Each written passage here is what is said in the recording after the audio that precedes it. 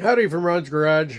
I know it's been about 2 weeks before I put up a video. Last thing I put up was my Getzen review of the 7 Getzen trombones I had, but I've had a bunch of stuff coming in, and I got so much stuff going on right now. It's kind of crazy, so I haven't had time to put video up. Actually, the next 2 weekends, this coming weekend, I'm going to be driving up with my son to Sacramento from down here in Orange County to work the Sacramento Capital Air Show. A friend of mine from Iowa.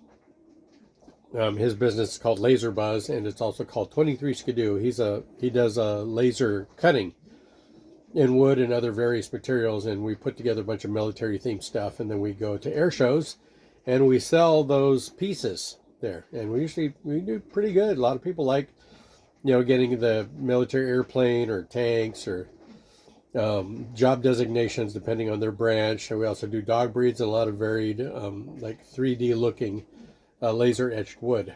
So that's this coming weekend. The following weekend after that, I'm with the family. We're going to be at the Anaheim WonderCon. So we'll be busy that weekend too. And about 3 weekends after that, I'll be volunteering my time to pour beer at the Long Beach Grand Prix to raise money for my youth group that I helped found, known as Impulse Drum and Bugle Corps. But anyway, let's get on with today. Just kind of wanted to show you what's going on here. So I just got stuff laying around. So let me show you what I got laying around. So this piece I bought here, this, according to the serial number, this is a 1951 Con 78H. Now, you might have seen it in one of my unboxing videos. It's kind of nice. It's got that pretty red brass slide, right? The nickel crook and the nickel sleeves like the Con Pro horns do. But you come down here and you look at the bell, and it's got a very similar pattern to, like the 4H and a few other older horns. But this came without a counterweight, so I don't have the original counterweight on it, because the early counterweight is actually heavier than this counterweight. So when I put the horn together, I attempt to play it, it still feels very front heavy because the newer counterweights aren't heavy enough. Now, I don't want to slap another one on here, but I've got a 78H up right now on Reverb. It's a 1972. Nobody's biting, and it's a great price, and I'm reconditioned that horn, and it's in wonderful shape. This one, 1951, I know you're like, oh, that's an Elkhart, and it's old, I want it. Yeah, too bad, I'm keeping it. If you want a 78H and one of mine, buy the 72. Okay, and it's a fair price on that one. It's not overpriced, it's a fair price, and it's put together very nicely. Bell's great, crook's great on that one.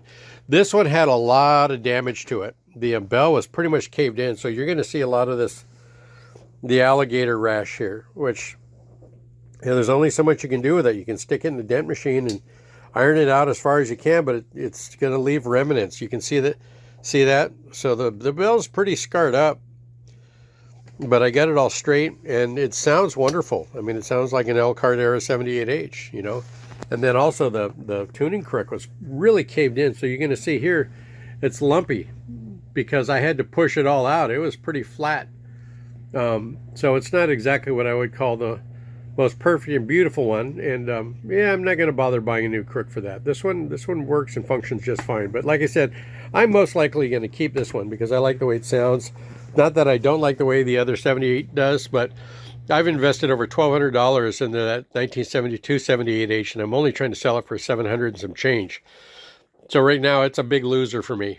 So if you want a 78H, that's the one to pick up because you're getting it several $100s under what it costs to make it as nice as it is. This one, don't ask. I may put it up later, but right now I'm keeping it. So that's this one. Yeah, this one on a stand right here, the Getzen 351. Now, I talk about this often, but a lot of you out there in Cyberland and Trombone Land really have no idea how good this horn is from Getzen. You might see them every now and then. You go, oh, it's a student horn. It's not a student horn. Getzen will even tell you it's not a student horn. The 300 and 400 series is their low price point horn, but that doesn't mean it's a student horn. Would they like to sell a lot of them like student horns? Sure they would.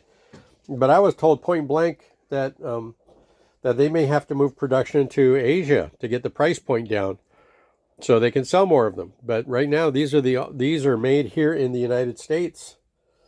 by Getzen. You know, it's a great horn. I had to straighten out that tuning slide too. Comes with a nice nickel-plated slide.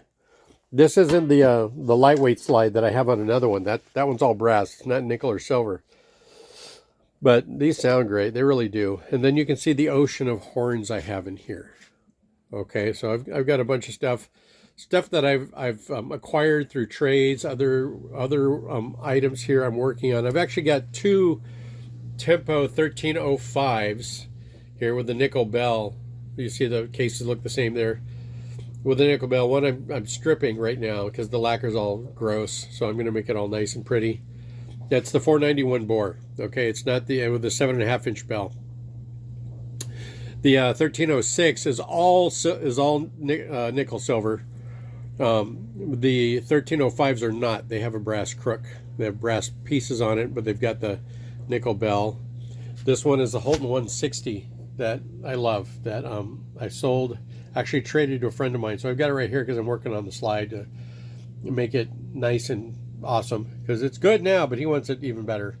So that's a one of a kind. You're not going to see a 160 probably again in a very long time, if ever. But I traded his 2B for his late 30s or early 1940s 2B for that. Let's see what else do I got out there. Got a Spock 36B I need to lacquer up. I've got an old Super back there. See this one right here? That one in the box, that's an old Super. That case right there in the back is an old Super. And then this one right here is also an old Super. So I'm surrounded by Supers. I'm working on this one right now. It's a 716H. I should have that one ready soon. This is my old two-tone studio I'm working on. It's my Besson Academy. Got this in a trade. It's a 74 Ambassador. I don't have many 1970 Ambassadors. Most of mine are pretty old LA Ambassadors, Fullerton Ambassadors. This one's Fullerton, but this one's like near the end of the production. Got a 605 Cleveland there. This one's going to my friend Will Kelly. We traded him. I got prepping a Con 8H for him. I have another Con 8H I'm working on. It's right here. I don't know if it's a 1963. I can't make out the serial number on it, so I'll probably just take that number off and just say Con 8H, because I don't know. It was pretty beat up. Let's see what else we got over here. This is a 32H Burkle. Yeah, that also came to me in trade. It's a late model. It's a 1950. It's not, you know, the early late 30s, early 40s version of it. See, I got more stuff back there that needs to be dealt with. And let me pause for a second, show you some of these other things I bought. Hang on a sec. Okay, so I got this old case here. I put some new latches on it because the latches are not working. Little alligator case here. This is a, hold on a sec. I've been looking for one of these for a while. Nothing great or special, but what it is, it's an Ohio Band Instruments, the Regent. So you can see that here. It's one of the early Ohio Band instruments right there, made by Ohio Bands, Cleveland, Ohio. And for those of you who haven't watched all of my videos where I've talked about the Ohio Band instruments, you can see it's a friction fit, so it's a little older there. This was their student horn, but it's quite good for a student horn. It's a pretty good sized bore as well, and it's a very substantial build. 7-inch bell, I believe. Yeah, maybe 7-inch, I think. But the Ohio Band Instrument Company was owned by Roth Reynolds, Cheryl Roth Reynolds. So basically Reynolds and Roth and the Ohio Band Instrument Companies are all one and the same. Now, from what I read, and I could be incorrect, and feel free to correct me, that the Ohio Band Instrument Company was created to address the student market. And the two trombones that I'm aware of that they made is the Regent, which you'll find on the Contemporary Corner website, and the Grenadier, which you will not see on the Contemporary Corner website.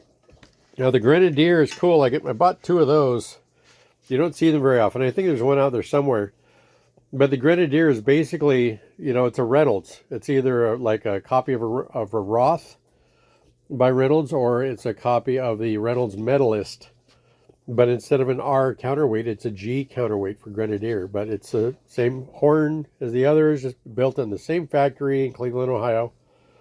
But yeah, whenever you hear Ohio Band Instrument Company and Roth Reynolds, same people, same factory, same parts, just different designs.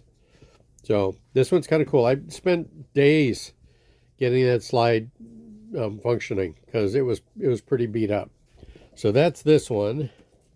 So you can even see that, the Regent. And it's kind of cool. It's a cool horn. For being a student horn, it's very, very sturdy. It's a very well-made student horn. Kind of like you'll find with the Olds Ambassadors, and you'll find them with the Pan Americans. A lot of the American-made student horns were quite good and are still good by today's standards. Okay, let's open up this old case here. This, what does it say here? This says Grand Rapids Band Instrument Company. Right there, Grand Rapids. There's a lot of band instrument companies that popped up in the early century because everybody's like, oh, student trombone, let's make a lot of money. Cool thing about the business side of this is that a lot of them were jumping into the student market because you can sell a lot of instruments to one location when you're selling student horns. So that's why you see so many Olds Ambassadors out there. You see a lot of con directors out there. You don't see as many Pan Americans, even though Pan American preceded the director. And in Pan American, they also had even the more budget horn, which is known as the Cavalier. And I have one up for sale, but I took it down temporarily. I've got, the Pan American 7-inch bell, 44 bore slide. It's like a 4H. Except, mostly all brass. And I played it at Bones West last week, and it's really just a great small tenor that has a very focused and narrow feel to it, which doesn't mean it's small or bad, but it does kind of adopt the term pea shooter. So if you're looking for that big, fat, warm sound, don't buy anything small. Go buy a trigger horn. But if you like something that has that small, tight feeling to it, small tenors they're tremendous. They're great lead horns, great second horns. They're good small ensemble horns. And the Pan Americans were built well. The Regents were built really well. Now, what's this one? This one is USA line. Look at that. Grand Rapids Band Instrument Company. Grand Rapids, Michigan. Well, who is that? It's Bisher. That's who it is. You can see a Bisher. Is it Bisher or is it York? Sorry.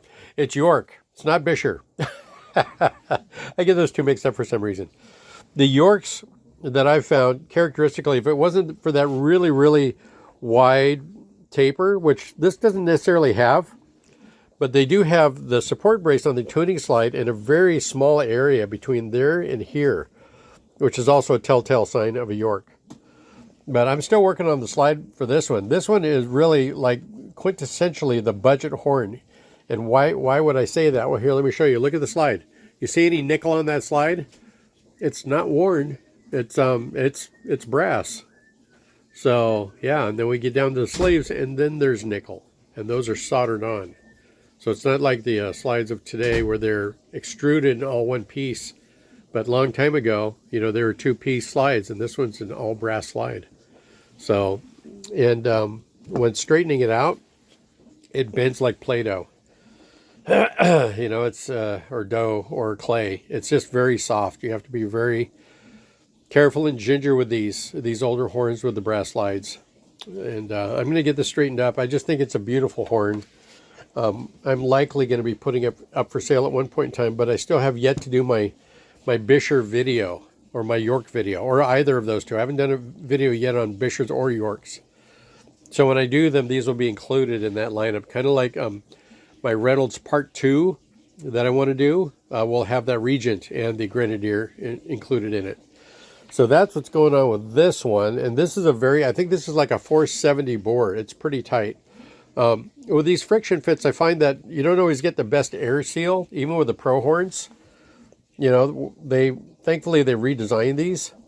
But, you know, I always put a little bit of tape on there just to ensure that I get an air seal there. I always check the cork too, and I always put new grease on the tuning slide to make sure that there aren't any lingering air leaks on the horn, so I can get a true idea of the response of the horn when I play it. Okay, let me grab another one here. Okay, and going on, got this black painted case here. It looks like it used to belong to a high school or something. There's a lot of stuff missing on the case. But this is a York. And this is a very different York. I mean, I've done some repairs to it already. Like I said, I haven't been putting everything up on video. Kind of the telltale signs of a York I told you before. The last horn is this small clearance between the brace and the top of the tuning slide. You know, a lot of other horns you'll find the brace is like down here, and then the tuning slide there'll be a lot more room in there. But York's made them kind of tight up here. This has that characteristic York wide taper on the bell, as you can see. You know, it's kind of, like I said, it's kind of like a megaphone. It makes for a nice sound, but this one has a flat bead on it. And doing some research, so which York is this? This is one of the ones I was looking to collect.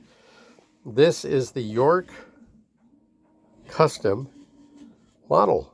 York Custom model. Now, what makes it custom? The bell is lightweight. You know, when you're making a custom model, usually the slide is lightweight and the bell's heavier, but this one, the bell is very lightweight. It kind of reminds me of the Getzen, the lightweight Getzen I have, where there's no ring. There it is. Okay, there's some ring to it. But it's not a round bead. It's not a soldered bead. It's a flat bead.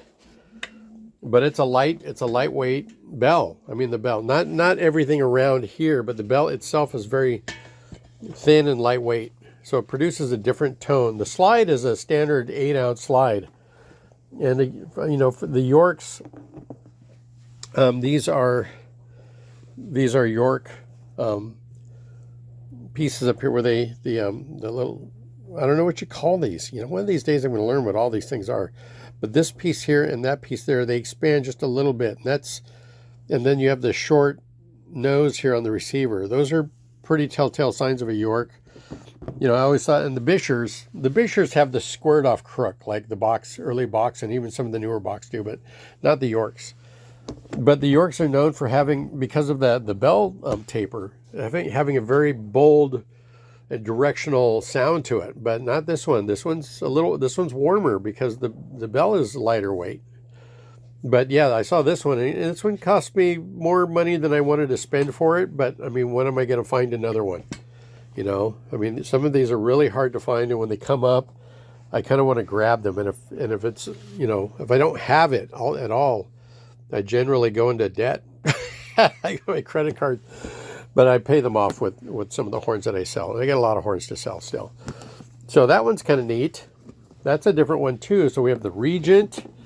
We have the USA line, which is part of York. We have this York custom model, which is kind of neat.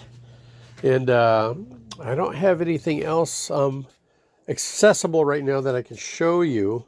But that's pretty much what I've got. That case back there hiding, that's a recording, an old recording. And then I have this one here is a vocal bell, 44H. I've been seeing the vocal bells go up for sale, you know, for like $200-300, $400 tops. And you know, I just think they're underrated. They're worth more than they are. I think you look at the slanted braces on them and you think, oh, this is just gimmicky from the year because of the slanted braces. You know, those slanted braces are solid. They're not hollow. They're solid. And it's a 484 bore, and it's a very solid slide. That the horns are really responsive. They're great small bore. I find them more appealing in terms of sound and feel than the 4H. You know, because that's all in that bore range of the 2B the King 2B, you have the 44H, the 4H, the Martin Committee, the Box 6. They're all in that low 400, 480, 481, 42, 44, 45, all that bore zone right in there. Yeah, those are all the horns that were kind of competing for that day and age. So, but yeah, the vocal bell, it's really a cool horn. I think I've talked about it.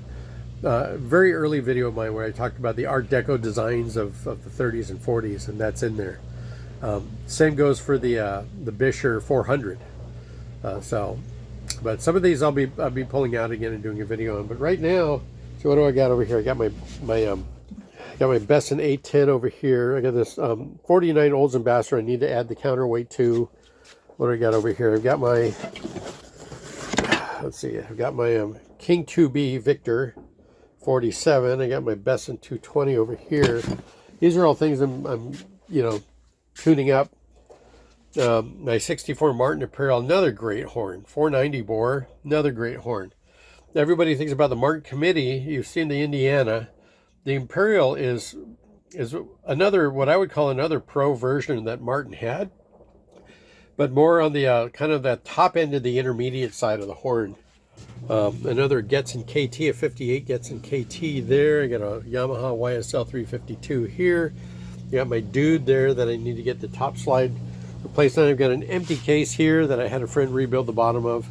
So, a bunch of stuff going right now. I got the set, like I said, that 78H. I've got the 74H2 is in here somewhere. That's the one that was made post Elkhart in the 70s, where the bell is closer to your face and the slide is narrower and it's balanced a little bit differently, especially to accommodate a more modern weight, so it's nicer balance. But that has a really special sound to it too. Kind of reminds me a little bit of the King 4B straight tenor, because of that big bell and that sound. But it's a 525 bore. So whereas the 78H is a 523 bore, I believe. I've been corrected on these a bunch of times, so it's just too many things banging around in this noggin up here that's losing hair. So anyway, that's kind of the brief thing here. So I just thought I'd give you an update on what's going on in Ron's garage, and that I haven't disappeared. I've just been so flipping busy. So, but anyway, I'll talk to you soon. Like I said, please consider the horns that I have for sale on Reverb. I'm going to endeavor to do some more marketing on Facebook Marketplace to try to cut out some more of the fees so I can lower some of the pricing on it, because my pricing accommodates the fees that I get charged. So just the way it works, that's business. So anyway, but my prices are always going to be lower than what most people are asking for things, and it's not going to be priced where people are basically throwing away junk, because I don't sell junk. I work on my stuff. Nothing I sell is junk. It's workable. It's stuff I put time in, and it's functional. And for those of you who got a horn from me and you're very happy, I'm pleased. But for some of those of you who bought horns from me and haven't commented or left feedback, I'm curious as to whether or not you're satisfied with the instrument. The point is, you can't go and just play it. I'm selling it, and I do say there's no returns because I don't have room for returns. And I'm selling you and sending you something that is 100% functional and playable. It may not be professional level because I'm not selling a pro horn. If it's not that, and if I am selling a pro horn, I try to take it up as far as I can. But my point is, leave feedback. Even if you're unhappy, leave some feedback on any of the horns that I sell you, because it's important to both to me, because that way I know what I need to do, and then it's also important to the buying audience to know whether or not I'm any good. But right now, my feedback on Reverb is flawless. Anyway, I hope you enjoyed this. Stay tuned for more. There's more coming. Okay, bye-bye.